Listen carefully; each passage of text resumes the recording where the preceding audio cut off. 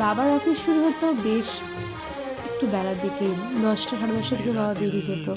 তাই সকালটা যেদিন যেদিন বাইরে পড়া থাকতো না বা ম্যাম আসার কথা থাকতো না, সেদিনকে সকালগুলো ঠিক এরকমভাবেই আমাদের শুরু হতো। মা, আমি আর বাবা।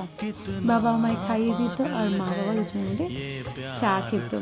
আমাদের সকালগুলো ঠিক একই রকম, মনে হয় যেন আজকে নিজেরা কাটাচ্ছি থেকেও সেই সময়টাতে আবার ফিরে গেছি। আজকে বানিয়ে নিয়েছিলাম একটু চিড়ের পোলাও। মা বলে নাকি আমি এগুলো মায়ের থেকেও বেশি ভালো বানাই। মা তো তাই হয়তো বলে। একদম ঝুরঝুরে হয়েছিল চিড়ের পোলাও। রনক খেয়ে বেরিয়ে গেল আর ও পাপার চশমা নিয়ে কে দিচ্ছে কেয়ার করার। আজকে শনিবার, এদিকে রাহি একটু টিভিও দেখছে, সঙ্গে সঙ্গে শেফস দেখছিল বলে ওর বইটাকে খুঁজে নিয়ে এলো কোথায় ছিল, মিলিয়ে দেখলো, সঙ্গে আজকে ওর বন্ধু এসেছে খেলবে বলে একসাথে।